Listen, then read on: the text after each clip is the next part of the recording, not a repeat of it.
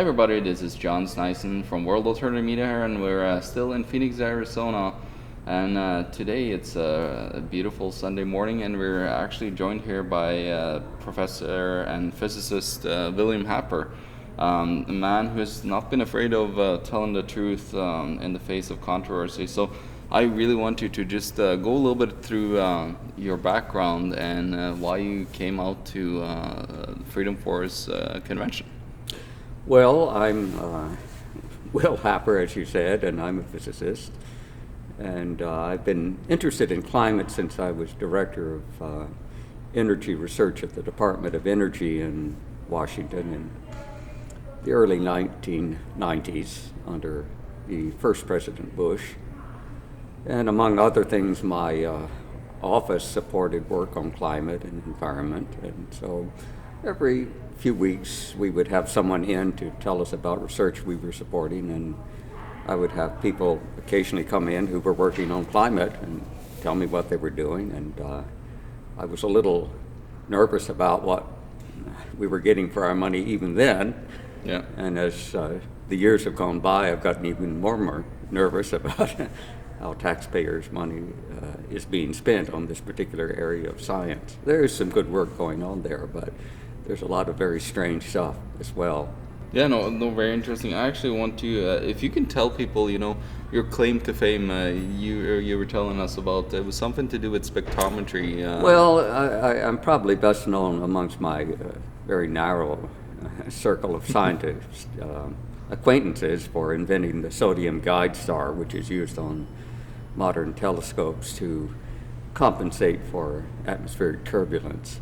So I did this work, long before I went to DOE. So I knew a lot about the atmosphere even before I began this. But the way this works is you look at stars, they twinkle, and if you try to photograph stars in a telescope on a photographic plate, then the result of this twinkling or related effects is that the image is blurred. So it's a little bit out of focus. And so if you can, and that's due to the fact that when you're looking at the star, you're looking through patches of warm and cool air in the atmosphere, the same thing that's involved in global warming.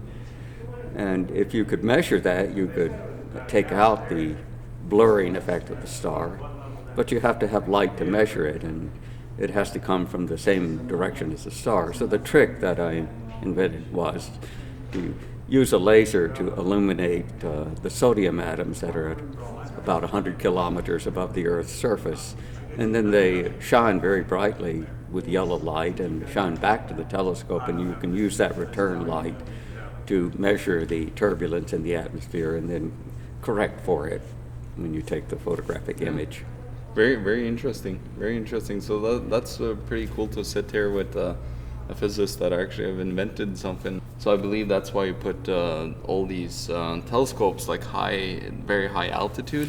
That's right. I mean, if you really want to solve the problem, you shouldn't put the telescope on the ground. You should put it in space. And which we have with the Hubble which Space we've Telescope. done. But that's very expensive. And if it breaks, it's hard to fix. Yeah. And so there are many conveniences to being on the ground. One of the inconveniences is the atmosphere. Yeah. You have to look through the air. And so if you can correct for the distortions of the air, then it's a good trade-off. Yeah. Well, that's very amazing. Yeah. So can you tell us what brought you to the realization of this grand deception of the man-made climate change aspect, and what prompted you to actually want to speak out about it? Well, my main concern is that it is likely to damage public perceptions of science, and I profoundly believe that science is good for the world, good for humanity. But if science is perceived as something that can be bought, for other political reasons, purposes, then this is very bad for my field, which is very dear to me. And so I'm hoping that I and other scientists can persuade the public that we're not all for sale. Well, which is really good. It's very important because I really believe in science, and if it wasn't for science, like most of the stuff around us today, we wouldn't ever have seen. Yeah, we've gotten a lot of good things from science, Yeah. and we should try and hold on to the good things and make sure that there are no distortions. Yeah. And we have some serious distortions now, I think, in this particular area, in the Yeah. area of climate. I mean, there are always arguments in science, legitimate scientific arguments. If you're not arguing, you're probably not working on something important. For example, there were tremendous arguments over continental drift. Do the continents really drift across the surface of the Earth?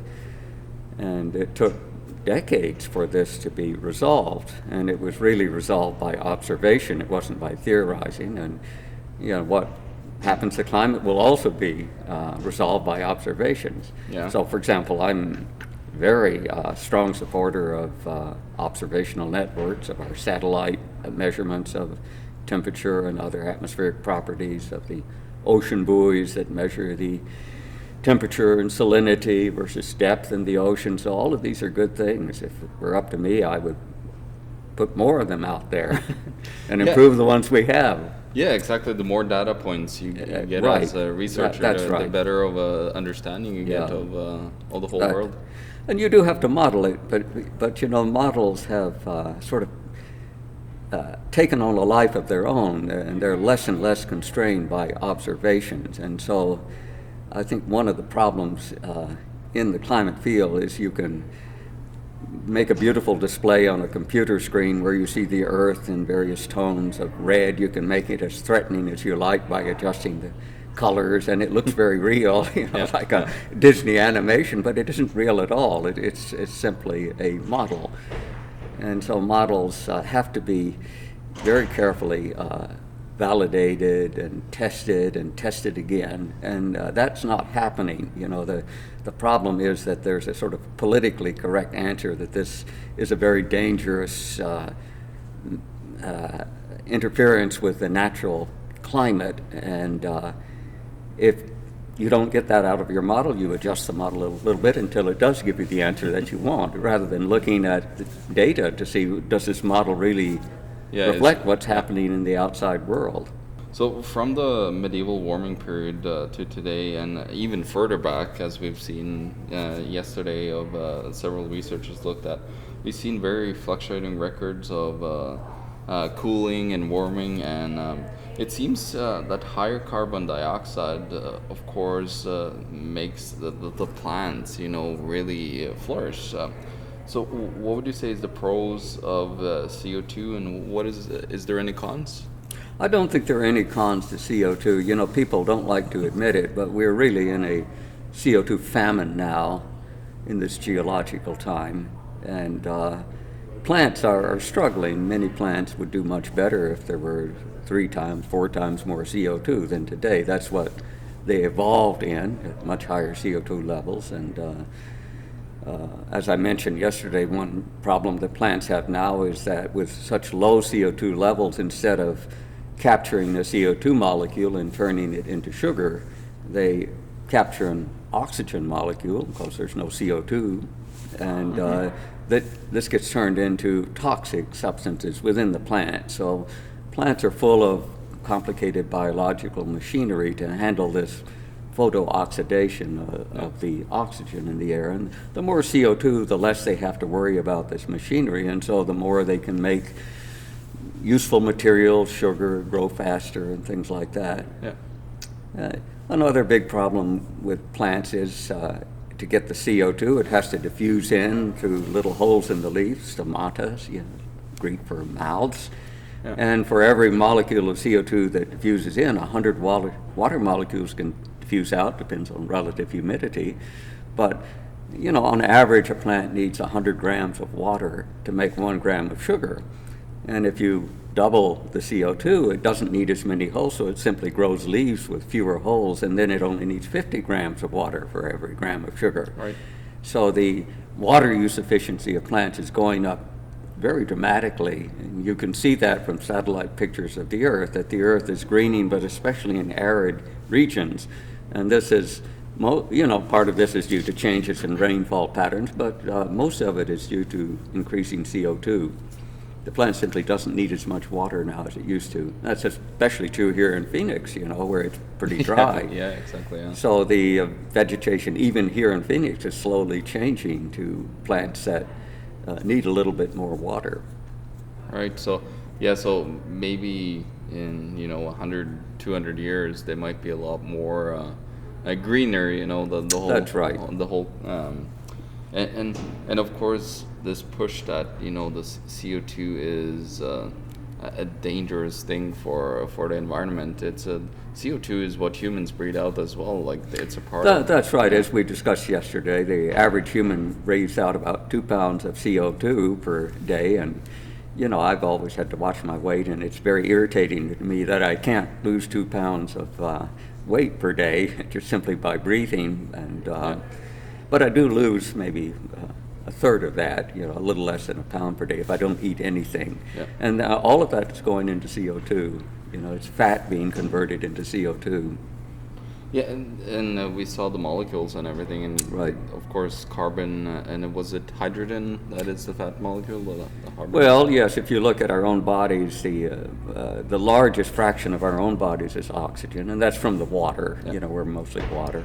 But the second most abundant by weight is carbon, and that's carbon in fat, it's carbon in protein. Yeah, that's basically what makes up our skin. Yes, and that's right. Yeah. And so, the world is made of carbon, and to talk about reducing your carbon footprint, that means reducing the footprint of life. Why would we want to reduce the footprint of life? Yeah, exactly. Strikes me as, very wrong-headed. Yeah. We look at like how the world is today, and the atmosphere is based on so many more things from the periodic table. There's so much more in the atmosphere than the little bit of CO2. So can you just explain a little bit, like how big is the Yes. size of CO2 into Well, the atmosphere? I think most people realize the Earth's atmosphere is mostly nitrogen. It's what is it? 80% nearly nitrogen, and then about 20% is oxygen. And so those two together are most of the atmosphere. And then there are traces of other things. Perhaps the most important, and it's variable, is water vapor. So typically, water vapor will make up a few percent of the atmosphere. It can be almost zero on a very dry day, or it can be more if it's very humid. So water's variable. And then there's argon, which is about 1%. It's an inert gas, so practically does nothing. It's interesting because the argon in the Earth's atmosphere, it's all from radioactive decay of potassium in the dirt under our feet. Really? It's not primordial argon. So if you look at the argon on Earth, it's completely different from that on the sun. It's all argon-40. Well, this is a detail, but it's interesting to scientists. No, totally. It's a very interesting world. Yeah, and then way down on that list, you finally come to CO2, which is 400 parts per million now. So that's 0.04% or whatever. And over history, if you can just explain a little bit, like in what context, like the 400 parts per million, like how much is that compared to the highs? All right. CO2 has never been stable in the atmosphere, and you can tell that from geological sediments where you can infer from proxy measurements what CO2 was in the past. So when the Earth started its career, billions of years ago, there was much more CO2, and there's been much more CO2 over most of geological history. The last 10 million years or so, CO2 levels have been very low. That's why I call it a CO2 famine. There's only one other period in the Permian, 300 million years ago, when it was comparable to today. But most of the time, it's 4 times, 5 times, even more than what it is today. Yeah. And so CO2 levels go up and down. Plants know this. They're used to this. That's why they respond so quickly. If CO2 levels change, they grow leaves with more or less stomata, little holes in them, just to respond to the increases or decreases of CO2. CO2 does vary with temperature. If you look at the ice core data, when temperature goes up, so does the CO2. When temperature goes down, so does the CO2.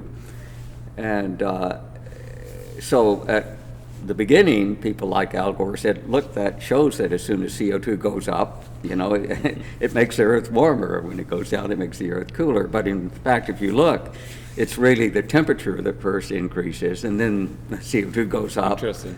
And so the driver here is really temperature.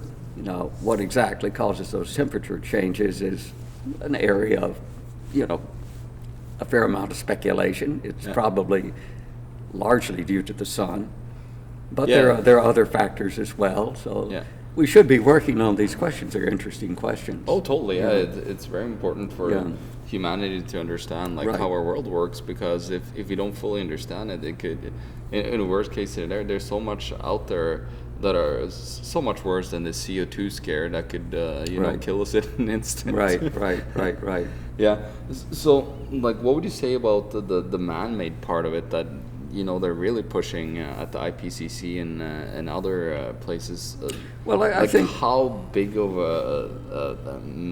apart from humans are this climate change in itself? Well, let's talk about numbers. The evidence from things like ice cores is that for the last 10,000 years, say, CO2 levels have been around 280, 290 parts per million. We're at 400 now, so it's about a 30% increase, a little more. And that seems to be partly, at least, due to fossil fuels. And one bit of evidence for that is if you calculate how much fossil fuel we burnt and how much CO2 would be released, if you took half of that, that would be enough to increase the CO2 to 400 parts per million.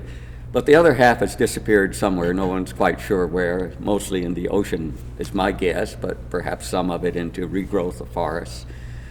And the other piece of evidence that the CO2 in the air is probably, at least partly from fossil fuel burning, is that it has less carbon-13. There are two isotopes of carbon. The dominant one is called carbon-12. It means it has 6 protons, 6 neutrons, but there's a rarer one which has 7 neutrons, that's carbon-13. And that is less abundant in fossil fuels than it is in the air. So if you look at the CO2 in the air, you can see that it's gradually getting a little bit less carbon-13, which would be consistent with the increase in CO2 coming from burning fossil fuels. Right. Yeah. So I think that, some of that increase is due to humans. I think it's very good, as we've discussed. I think we need more CO2. So what's wrong with that? I can't see why you should take any credit for limiting CO2 emissions. When people say this suppresses CO2 emissions, I say, what are you talking about? That's making the world less good than it would have been if we had more CO2. Yeah. So by any objective standards, more CO2 is good for the world. People say, well, it will flood all of the coastal cities. That's not true, because the warming effects of CO2 have been greatly exaggerated. We discussed that yesterday. Yeah. None of the models are working, these scary models that predicted large temperature increases. They're not happening. And so there may be some warming, but it's going to be much less than the models predict. And therefore the sea level rise will also be less than the models predict. And even there, it's not completely clear whether the warming will increase or decrease the sea level, because if you get more snowfall on Greenland and more snowfall in Antarctica and the mountain glaciers, you could actually cause the sea level to decrease. I think the consensus is that there'll probably be some increase, but it's not a lead pipe cinch. It might actually go the other way. Yeah, no, that's very interesting. So, what would your message be to the people that are trying to silence people like you, that are telling the truth, that call you a denier? Referencing to Holocaust and right. that. It's quite scary, because it's almost like wanting to silence people while they have an agenda to put out. Yeah. Well, I get phone calls and emails threatening me. Threatening my family, even my grandchildren, and I don't pay a lot of attention to it, but I'm a little bit nervous about it. but I'm not going to stop speaking out. And I think what you should tell people is what we're talking about is science. I said I want to defend the reputation of science, and science is something where you have to be skeptical all the time, you know, and you know, we've got to preserve that. It's not religion. Many people are confusing this with some sort of religious movement where there's a belief system and you sign up to the belief system when you join the church of, you know, Global Mormon or whatever it is. Yeah. But this is not what it's supposed to be. It's supposed to be science, and science is always questioning. And so people, please don't confuse, you know, the study of science with religious faith. Yeah.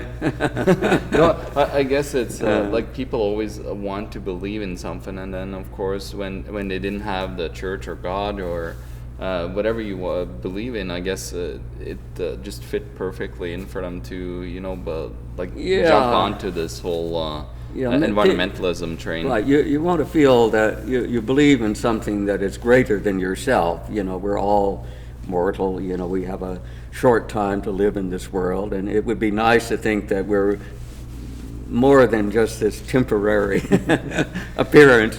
You know, exactly. And so if you're saving the planet, you know, that means you've done something worthwhile. And so I can sort of understand that. But nevertheless, you know, the road to hell is paved with good intentions, as someone once said. You know, good intentions often lead you astray. For example, in the United States, or at least in the American colonies, the witch trials in Massachusetts, you know, in the late 1600s, 1690 or thereabouts, they were presided over by people who, they were all educated at Harvard, by the way. Very interesting. I hope I don't offend any Harvard grads, but that's the truth. And they all profoundly believed that they were helping mankind. You know, they were saving us from the agents of Satan on earth.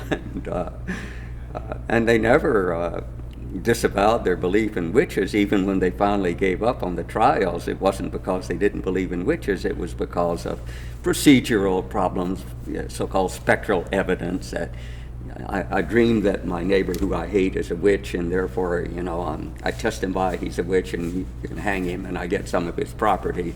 So it's the usual nastiness of human nature involved, and people recognize that even in Massachusetts. They're a little slow in Massachusetts, but they got it finally. Yeah. No, it's very interesting. So I wanted to ask you, what made you, you know, go into the field of science in the first place? What was the driving factor? Well, I was born in India. My mother was a medical missionary in India, and she met my father, who was a British Army doctor there just before World War II. So when World War II broke out, my father had to go to war, and he sent me and my mother back to America. She was American, he was Scottish. Okay. Yeah. And she needed a job when she got here, but we had to dodge German submarines all the way back to America. We were lucky we made it. You know, many people did not. Yeah, I know. But we made it. And so her job was, she was the first doctor at Oak Ridge during the Manhattan Project. So my mother was also a doctor. And so she dealt with radiation sickness and all the things they didn't know very much about. And exactly. I was just a preschooler, and so there was a nanny who looked after me, but I was surrounded by these physicists, and I thought, gee, this looks like a interesting way to make a living. And my uncle was a physicist there at Oak Ridge too. So he was the one who had recruited my mother to come to work at the laboratory. So I think that's how I got interested in it. And I've enjoyed it. You know, you learn a lot of interesting things, and it's just beautiful how the world works. You know, there's so many beautiful things. It's just a wonder, like, how we're here on this planet. Yes. When you think about it, this blue little thing, you know, in our solar system, and we're now, of course, we're trying to, you know, find other planets that are like, but it all depends on, like, it's just water, you know, like our type of light, you know, water and carbon. but who knows? There might be other life that lives off of completely different systems on other planets. So just like getting to know and understanding the way the world works is both important and very funny.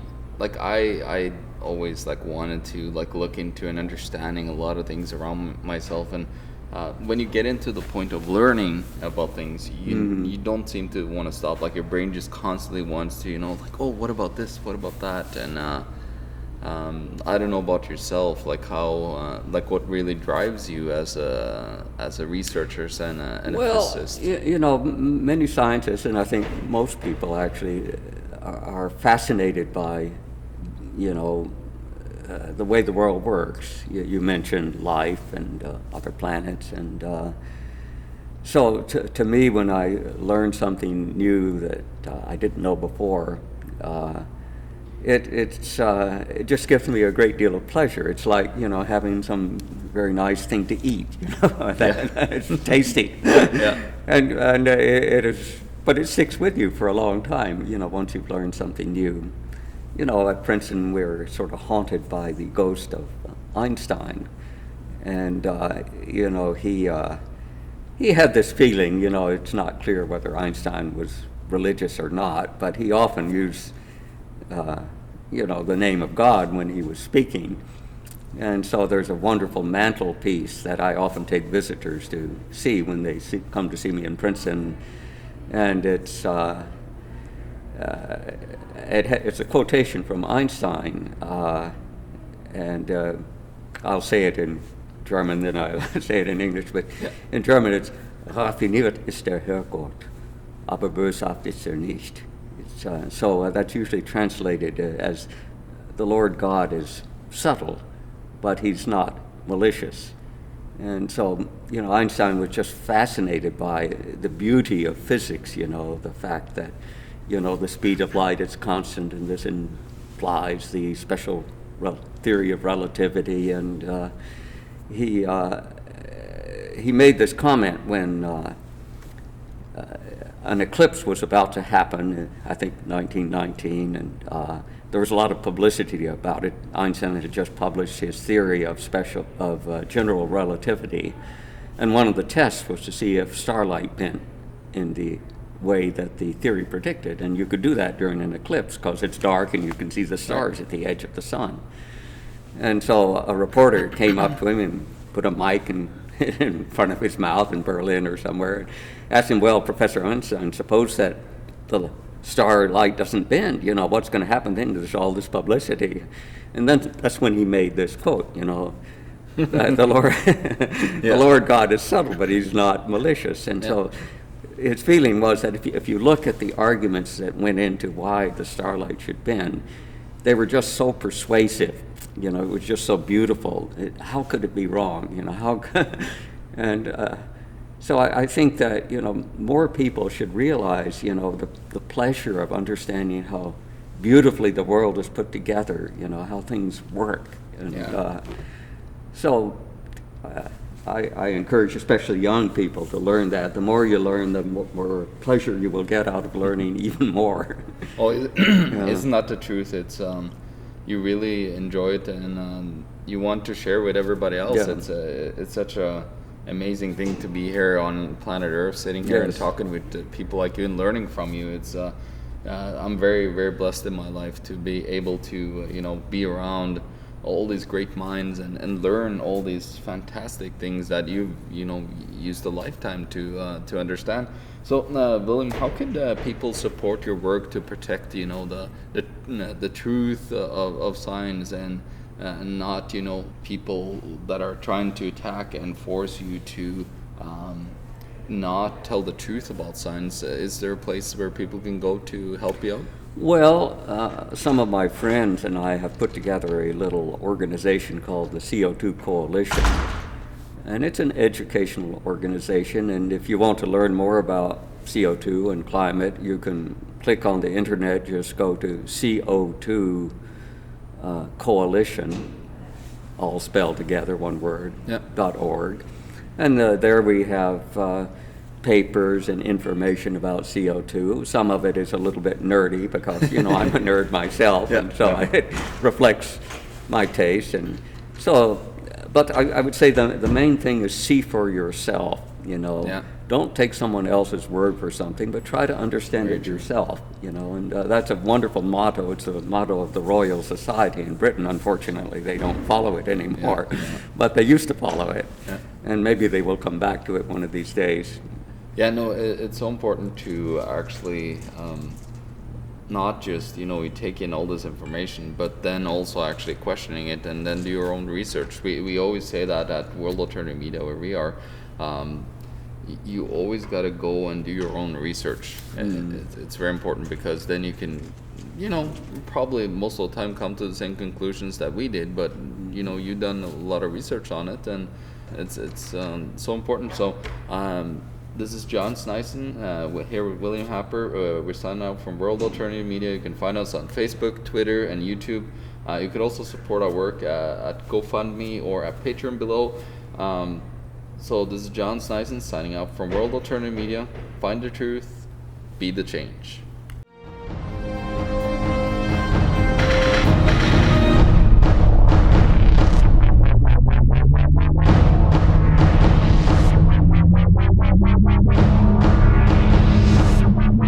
Thank you.